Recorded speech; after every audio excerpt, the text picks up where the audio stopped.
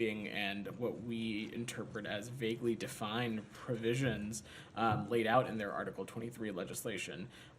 We think that this was fast-tracked through the non-democratically elected Legislative Council after a truncated public comment period. We also believe that a lot of the phrasing and crimes that are outlined are poorly defined and incredibly vague. They use phrases such as external interference, which is incredibly vague. So we're analyzing this legislation, and we are taking a look at what the potential risk could be to not just U.S. citizens, but other American interests that we might have. Sure. And just want to follow up on that. Yeah. There have been calls, in particular from the Hill, for the U.S. to stop treating Hong Kong entirely as a separate entity that's been more integrated into the PRC. Is there any policy change you think that will happen as a result of this? I don't want to speculate or go down any rabbit hole of a sort of potential outcome, Sean. But what I can say is that we're not going to hesitate to call out those responsible for the erosion of Hong Kong's promised autonomy. And when we see things like this that happen, we won't hesitate to not just use our voice, but should the circumstances require it, use other actions that the United States has at its disposal. But I'm not in a place or to announce any policy change or anything like that. Sure. Let me switch to Gaza, unless anybody else wants to talk about Hong Kong. A few things, but the UN Human Rights Chief, Mr. Turk, said today that Israel may be using food or lack of food as a weapon of war, which of course would be a war crime. Does the U.S. have a reaction to his remarks? So let me just say that is not something that we have observed or witnessed, but we continue to be deeply concerned about the report that's indicating that famine is imminent in Gaza.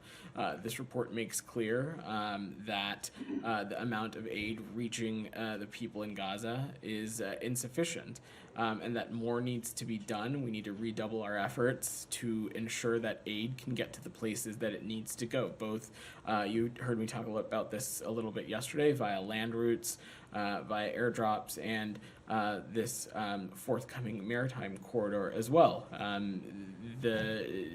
There is a lot of work that needs to be done to ensure that this kind of aid can get to the kind of places that it needs to go. I will just also add, though, Sean, that yesterday we saw 69 trucks enter via Rafah. In response to, I believe, Simon's question yesterday, I spoke about an 18-truck convoy making its way from the south to the north, and we've also seen reports of 182 trucks entering yesterday via Kerem Shalom. These are all helpful metrics and good steps in the right direction, but to echo again what I said yesterday, more needs to be done to help address this stark and devastating reality in Gaza right now. Just to follow up on that, yeah. Of course you mentioned things that are being done to include by the United States to alleviate the situation, but why is it that the U.S. disagrees with the assessment of Mr. Turk that it's being used as a weapon of war? Because we're seeing aid and food and these kinds of provisions enter Gaza. They are not entering at the rate or clip that they need to be. They are not entering fast enough. They are not getting to the places that they need to go.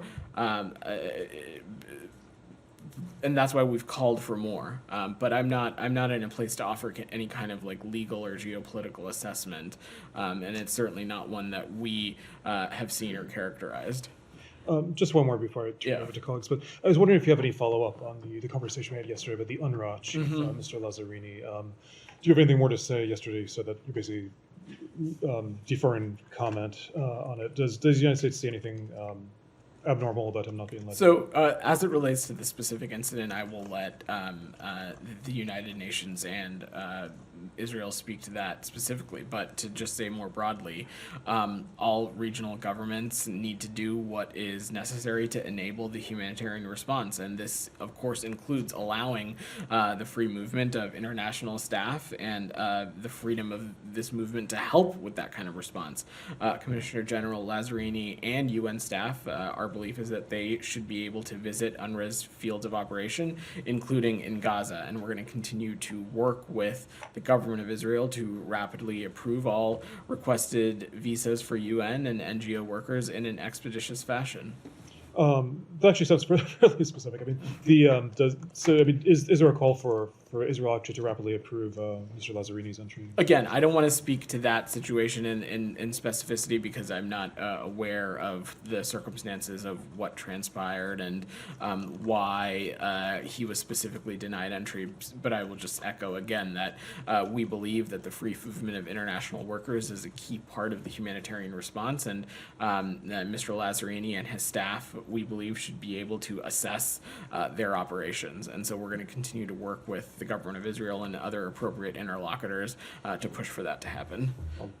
Simon? If we can come to so the call between the president and Prime Minister Netanyahu yesterday, obviously that's the White House, but this speaks to broader U.S. policy. So you've sort of talked about, it's been talked about from this podium, that the offensive in Rafah would be disastrous, and that seems to be, the warning is even made even more strongly on this call yesterday. But Prime Minister Netanyahu has said today they're determined to complete an elimination of the Hamas battalions in Rafah. There's no way to do that except by going in on the ground. So, do you have any response to basically this pushback to what U.S. government is trying to tell the Israelis? It should come as no surprise that when it comes to this, we are just squarely in a different place and have a different viewpoint than our Israeli partners. You saw National Security Advisor Sullivan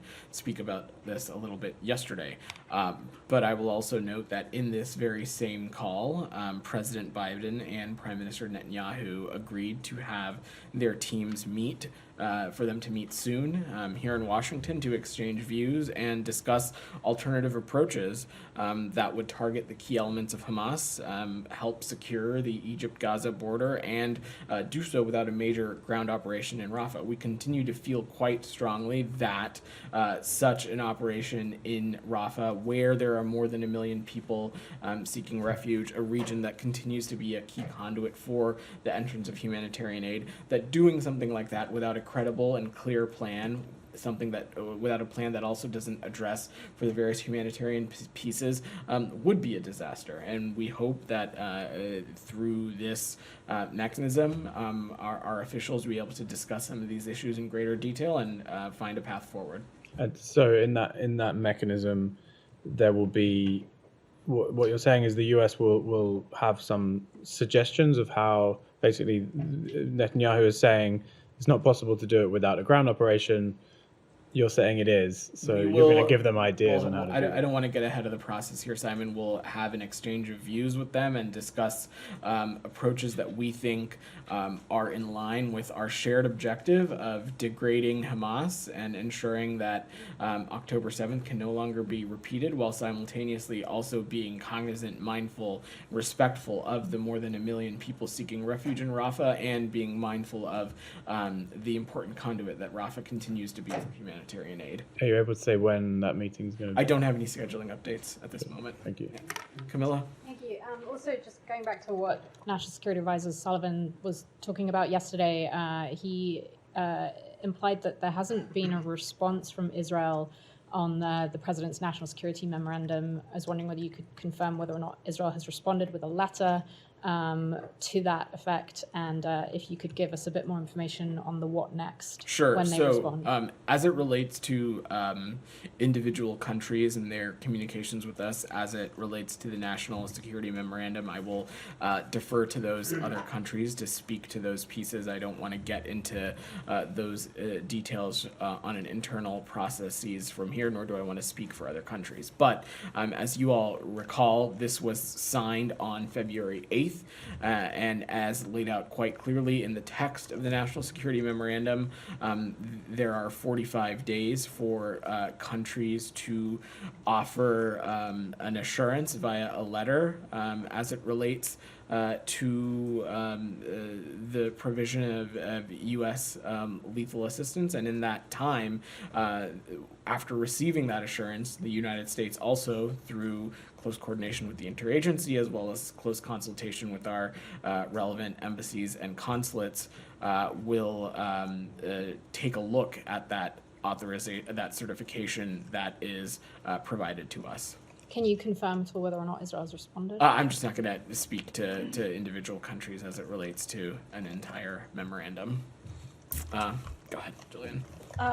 Haiti, couple questions. Can I see if anybody else has anything on Gaza, and then I'll come back to you. Go ahead. Thank you.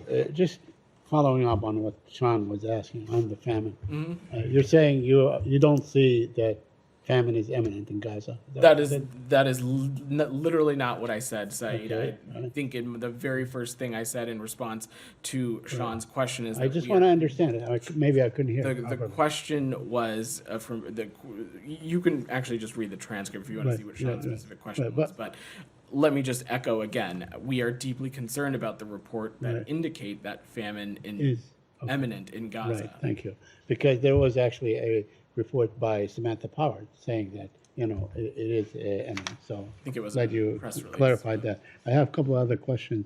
The Wall Street Journal reported that Israel is going to expropriate or steal, as they called it, 16% of Gaza for a buffer zone. Is that something that you're aware of, or is that something that would be acceptable to the administration, considering that the administration said time and again that Gaza should not be reduced in size? That's absolutely right. You have heard me and the Secretary and Matt be very clear that there must be no reduction in territory of Gaza, that Israel needs to comply with international law and any measures it takes to defend itself, and it needs to take every feasible step to protect civilian harm. We certainly appreciate Israel's need for security, especially since October 7th, but again, let me just be very clear that there can be no reduction in territory of Gaza. So the administration would never agree to the concept of a buffer zone. That is not something that is the kind of thing that would run contrary to one of the key principles that Secretary Blinken laid out in Tokyo last fall. All right. There was also an article in the Washington Post that said that the president and the administration knew very well, early on, in a meeting on the 27th of October, that Israel was purposely targeting Palestinian civilians. Are you aware of that report? Have you seen it? I'm just not going to comment on any hearsay side. We have been very clear with our Israeli partners that they need to do more to improve its deconfliction mechanisms, that more must be done to minimize civilian casualties, and more needs to be done to protect the well-being of Palestinian civilians. And that's something that we'll continue to echo and raise with them at every opportunity. So you think that the administration was surprised by the amount of civilian casualties, was unaware that the Israelis were targeting purposely? I'm not going to engage in reporting that is hearsay and rooted in internal deliberative assessments. And lastly, now you said that you want to make sure, or the administration wants to make sure, that October 7th could never be repeated again, because it falls under Israel's right to defend itself and all that stuff. Now, we know that it's been reported in the last couple of days that the Israelis have distributed something like 100,000 pieces of small arms to settlers, to basically defend themselves. My question to you, do Palestinians have the right to defend themselves? And in what form should the Palestinians defend themselves? Are you talking about in what context are you speaking about, Saeed? I'm saying that the Palestinians are being assaulted time and time and time again. I mean, Israel attacked Gaza, unlike what many people like to think, that the whole issue began on October 7th. Israel has struck Gaza time and time again for decades before that, right? Let me just say two things, Said. When we talk about Israel having the right to defend itself and Israel having the right to security, what we're talking about is defending itself from terrorist groups like Hamas and Palestinian Islamic Jihad, who have a track record of carrying out terrorist attacks on the people of Israel as recently as, I'd point you no further than October 7th. When it comes to the expansions of settlements and activities from settlers, which we find insightful, dangerous, reckless, we have not parsed our words. I recall just a number of weeks ago in which the Secretary spoke quite clearly about our viewpoint that we find the expansion of settlements to be inconsistent with international law. We believe that these kinds of activities run contrary to Israel's security, and they run contrary to what we hope is a shared goal of a two-state solution where Israelis and Palestinians can have equal measures of justice and peace and security, and that's what we're going to continue. What about the military raid night after night? That go in with half tracks and sometimes helicopters, Apache helicopters, and so on, and even with drones and armed assaults and so on. Do they have the right to defend themselves against such military assaults? Said, what we're talking about is you're using examples of our partners in Israel conducting legitimate security operations that are in the interest of their self-defense and the interest of security. All right, anything else on Gaza? Go ahead. I promise I will get to you, Jillian. Go ahead. Thank you, Vedant. There was a Washington Post investigation published today about the killing of our freelancers, Al Jazeera freelancers in Gaza, Mustafa and Hamza, and they, Washington Post also sought the help of experts in this investigation, and they found out that the reasons the Israelis give for this, it happens on January 7th, is not consistent with evidence that they found. I don't know if you saw this report, but it shows, according to Washington Post, that there was no Israeli military presence around them, both of them. They were alone. They were conducting a story for us, and they were targeted and killed both in January 7. And I remember, I was in Tel Aviv at that time, but I remember Matt was asked here in this room about if they reached to the Israeli partners for clarification, and he said that you did. And I'm asking you here, did you hear back from them? I don't have any updates for you. First, let me just say, though, you heard me talk a little bit about this yesterday.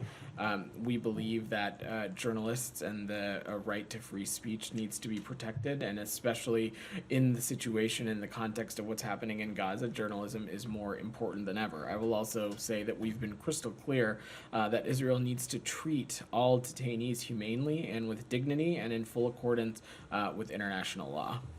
Go ahead.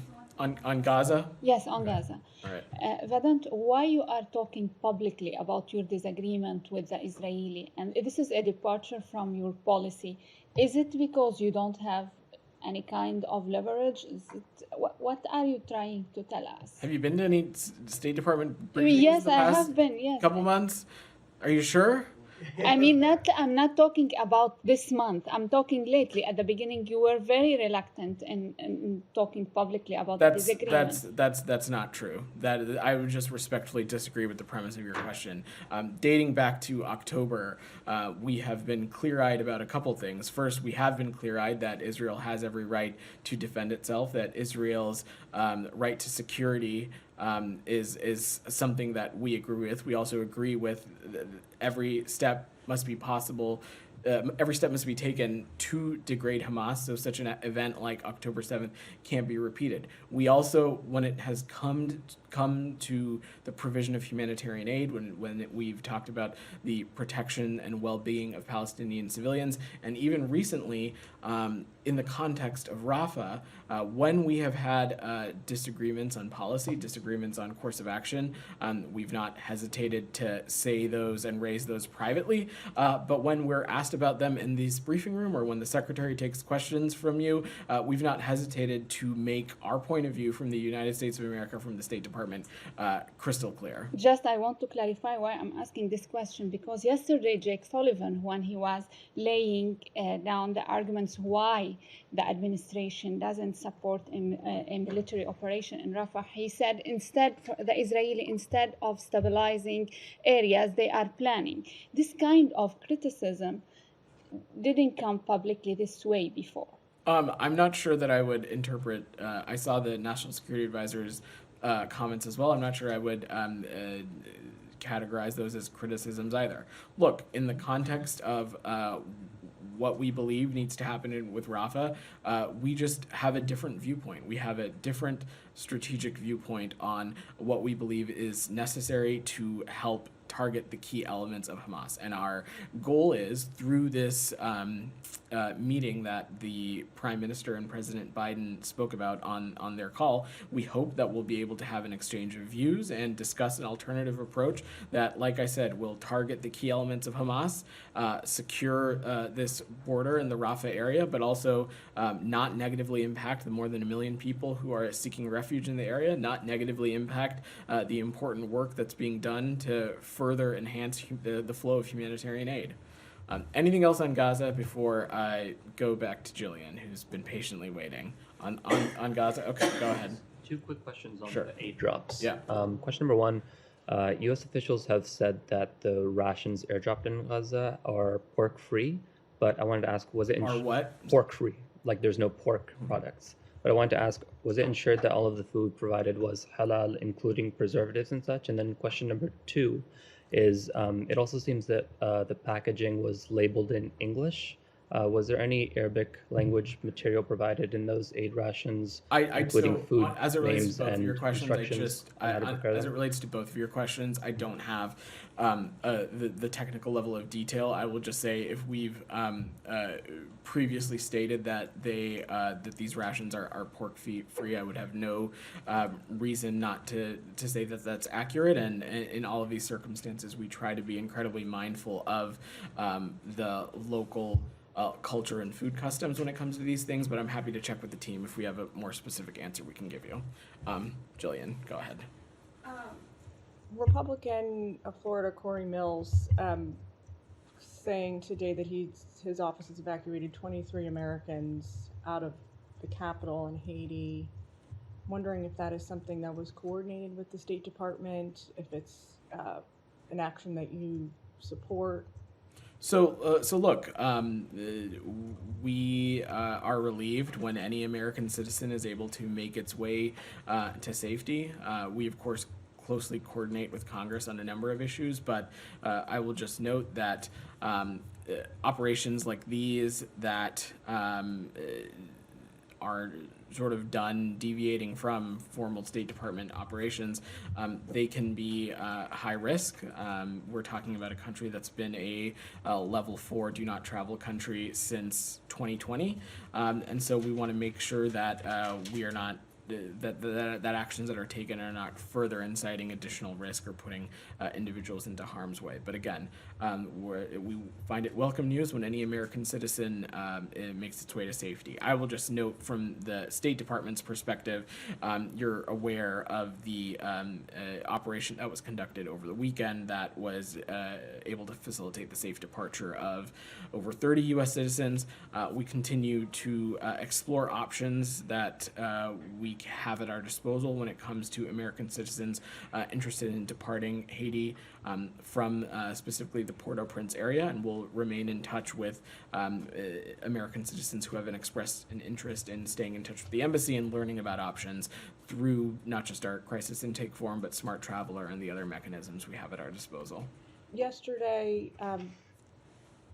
you had said that nearly 1,000 people have registered through the portal, the website. Any update on those numbers, or Americans generally in Haiti? So let me say two things. First, when we talk about individual, the population of people who register, we have to remember not everyone who registers with this form or contacts us necessarily is requesting departure assistance. Some just want to stay in touch with the embassy. Some just want to see what information we have to share with them, advice on how they may be able to remain safely, and to potentially stay in touch if they choose to potentially depart in the future. Like in any country around the world, we do not ask American citizens to register with the U.S. government when they travel abroad. So numbers of how many American citizens are in X amount of country is always, they always vary and they're constantly changing, but the embassy uses estimates from Smart Traveler enrollments and from other measures to have a rough number to work with. I will note that in terms of our crisis intake form. The number continues to be approaching 1,000, and we'll continue to remain in touch with those American citizens to answer any questions that they might have. Thank you. Last question. You mentioned yesterday that there was going to be some action today or communication today with adoption agencies. We've been hearing from American parents who say that they have adopted children who are stuck in Haiti. They're unable to get them out because maybe they don't have their U.S. citizenship yet or visas. Any more specific information on what state is doing on that front? I don't have more specific information. We are continuing to communicate with adoption agencies as well as prospective families regarding recent developments and assessing the situation as it unfolds. We're working with the Haitian government to figure out what options are for children at the various stages in the adoption process, and we're working through individual inquiries as well as working and collaborating closely with adoption service partners, but I don't have a more specific breakdown to offer you. As you know, there are limited consular services available given the conditions in the country, but this is something that we're continuing to work through. We recognize how difficult this situation might be, and we encourage prospective parents to remain in regular contact, not just with us through our embassy channels, but also through their adoption service providers. And we encourage everybody to enroll in Smart Traveler to continue to stay up to date as the situation on the ground is quite fluid. Anything else on Haiti before we move away? Then go ahead. Thank you. Yeah. On those departure options from Port-au-Prince, potential departure options, I should say, we're in contact with Americans who've received communication from the State Department that there might be helicopter airlifts leaving the capital city for the Dominican Republic. Do you have any updates on that? I'm not going to speak in specificity to these options, just given operational security, but I would just say that, as I just said, we are exploring options for American citizens to depart Haiti from Port-au-Prince to Santo Domingo, the Dominican Republic.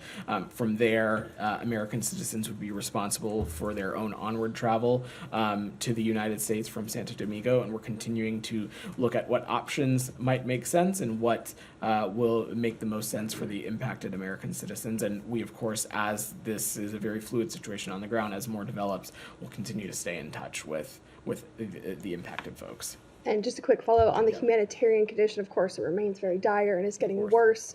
We've seen reports that the capital city may be completely out of food in the next week or so. Is the U.S. doing anything to enable aid to move into Haiti right now? For those of you that joined us in Kingston, Jamaica last Monday, the Secretary announced an additional $33 million in humanitarian aid. I believe our colleagues at the White House followed that announcement up later in the week for some additional funding that was announced to help address the humanitarian situation in Haiti. The situation is dire and every day matters, and that is why we are hoping as soon as possible our partners at CARICOM, in close coordination with this forthcoming transitional presidential council, announce the members of that council of who the makeup of that group will be, so that they can take on the very important task of selecting an interim prime minister who can help seek out stability on the ground, work closely with our Kenyan partners on the deployment of the multinational security force, and we'll take this process step by step. Yeah, go ahead. You mentioned it yesterday as well, the Transitional Council. Do you have any update? I know CARICOM's on lead, but any update on I don't at this point. Again, we've been coordinating closely with our partners in CARICOM and its chairman, President Ali of Guyana. I don't have any updates for you, but our hope continues to be that this Transitional Presidential Council is announced as soon as possible.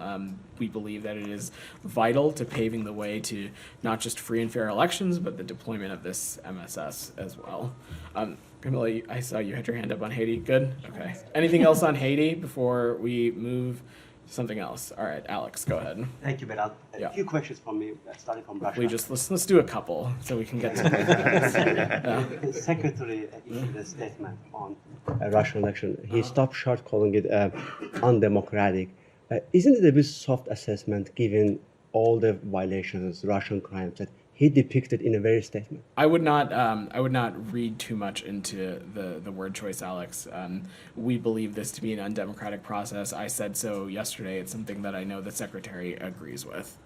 On the occupied territories, Matt told us last week that the U.S. will use all the available tools to punish those who serve as election observers for the Kremlin sham election in occupied territories of Ukraine. I know you don't telegraph any sanctions, but are you guys working on it? And secondly, is it going to be limited with Ukraine only, or you will also consider election observers who served in Georgia's and Moldova's occupied territories? I'm just not going to preview actions, but I just want to use this opportunity to echo that all of those territories, we believe them to be Ukraine. Thank you. On Ukraine front, does Secretary agree with his European colleagues, most notably, the EU Commission Chair Michel, and also previously French President Macron, that Europe needs to be prepared for war? Sorry, I didn't understand the first part of your Europe question. needs to be prepared for war if it needs peace. These statements, have been, recently reflected by European leaders. Does Secretary agree with that approach? So look, we have been very clear that the U.S. is not going to send troops to fight in Ukraine, and NATO Secretary General has also ruled out sending any NATO troops to fight in Ukraine.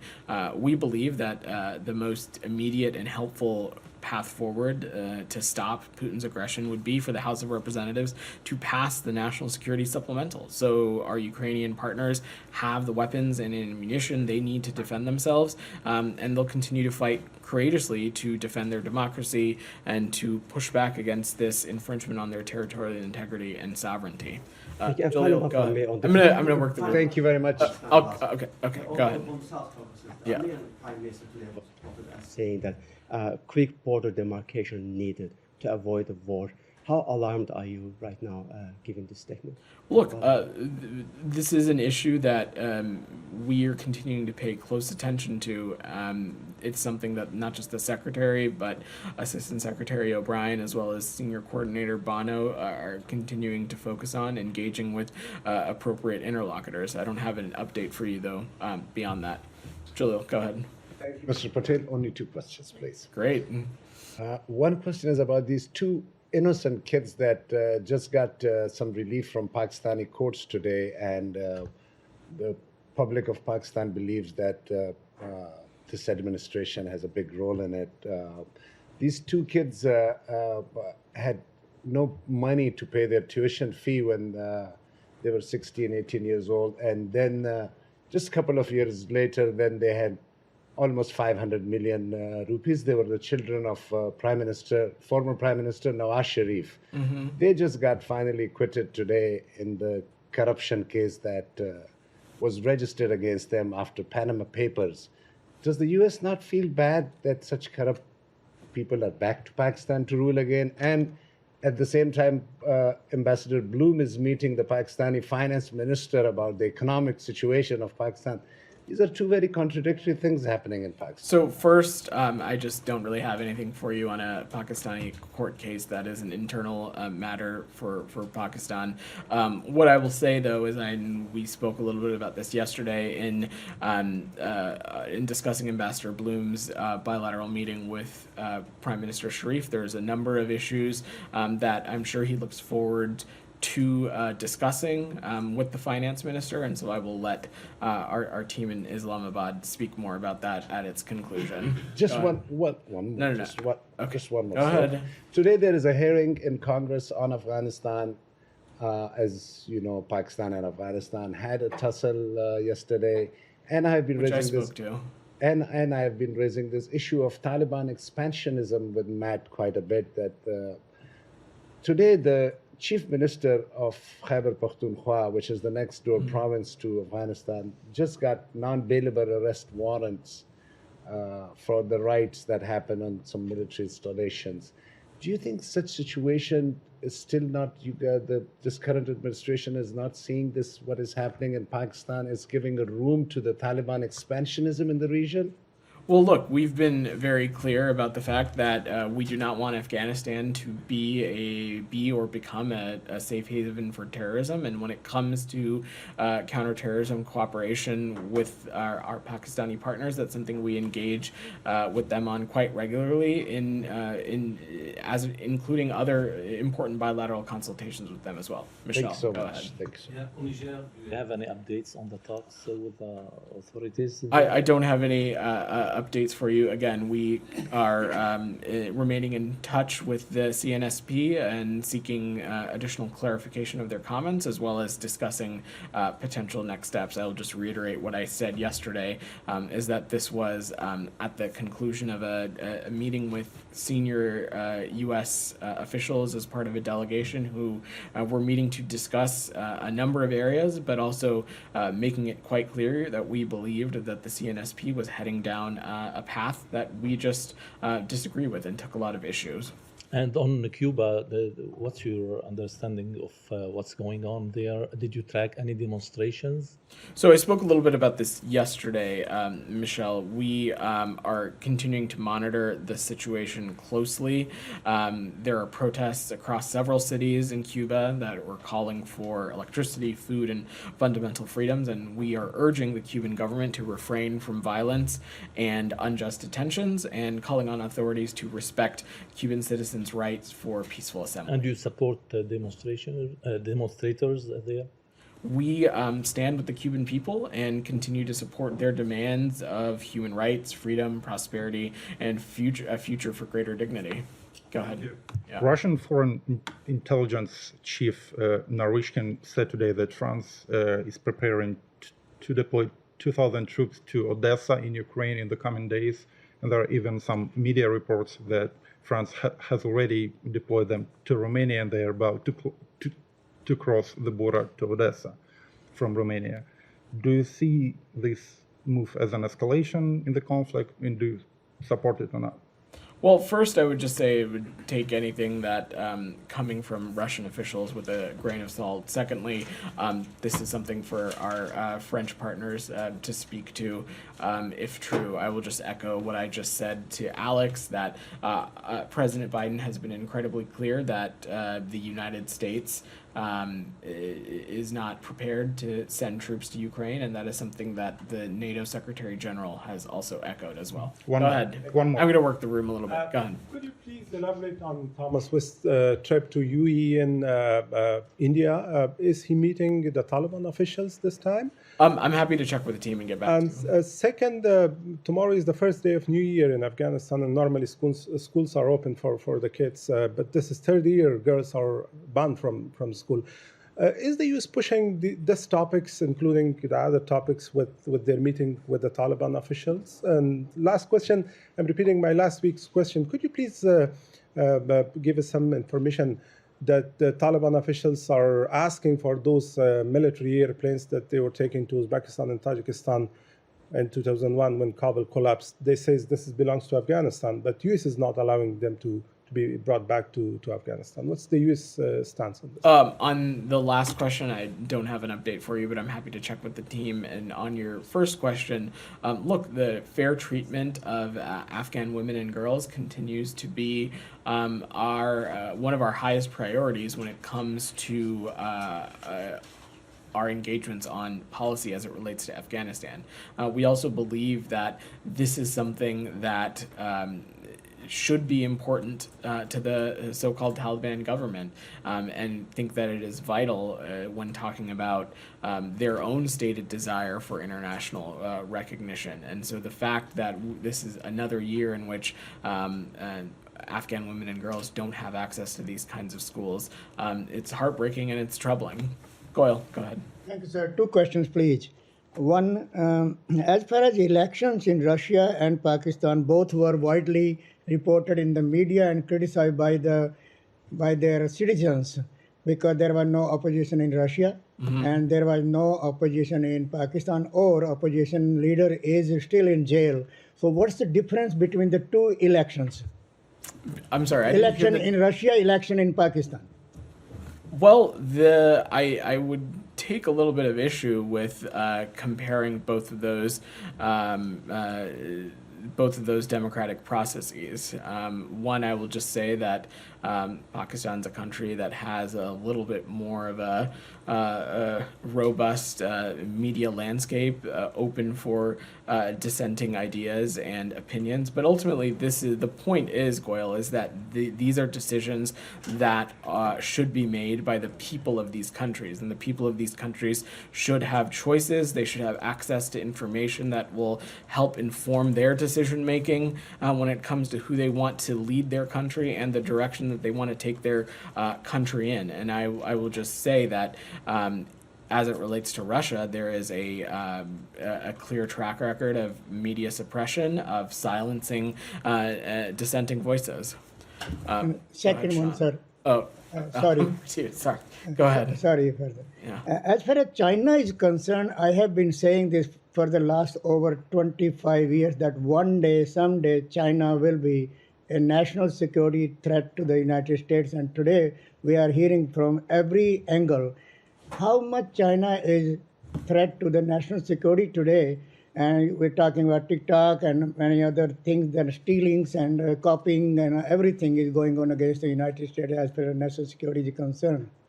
So, Goyle, let me just say that when it comes to our relations with the PRC, you've heard the Secretary say this. We want to ensure that we are taking steps to hold the PRC accountable for actions that we find to be coercive, that actions that we find to be destabilizing not just in the Indo-Pacific region, but also around the world more broadly. And we won't hesitate to take appropriate actions to hold them accountable. I will also just note, though, that in the areas like climate cooperation, in areas like addressing the synthetic opioid crisis, we think that there are avenues for cooperation with the PRC. You're seeing a direct result of that, at least in the synthetic opioid space, as a direct result of President Biden's summit with President Xi in San Francisco. So beyond that, ultimately, Goyle, our approach to this is that this is a relationship we want to manage responsibly because that is what is expected of international powers. And Thank you, go sir. ahead, Sean. Sure. Thank you. Two things somewhat specific. Kosovo, the president of Kosovo says that there's an agreement on what she's described as a U.S. proposal to use euros for Serbian payments to Serbs in Kosovo, as opposed to dinars. Is that something you can? Are you referring to the EU facilitated dialogue in Brussels, or Sort of, yeah. She said that Gabriel Escobar was there and headed it. So I will just say broadly, and I'm happy to check with the team on your specific question about euros, but these are talks that we welcome, and they are taking place within the framework of the EU facilitated dialogue in Brussels today, and they include a discussion of the new central bank of Kosovo's currency regulations, and we believe that these discussions should continue with urgency. The EU facilitated dialogue is the proper channel for resolving these issues related to the normalization of relations between Kosovo and Serbia. We've also been clear in expressing our concerns that this new regulation that restricts the import and use of the Serbian dinar in Kosovo. We've expressed some concerns about this, and we've also reiterated our calls to both Kosovo and Serbia to de-escalate tensions. Okay, so those concerns are continuing, with the Serbians. Exactly. It's just something completely different. Yeah. I know it's a few days old, but the South African foreign ministers in town, the opposition in South Africa had written a letter to the secretary asking for election observers. I'm not sure if state directly does that, but election observers for the upcoming elections there. And of course, the ANC was and the government were critical of that. Does the U.S. have a stance on whether there's a point of sending U.S. observers to the election in South Africa? I will have to check on the team with that, Sean. Thanks. All right. Thanks, everybody. Thank you.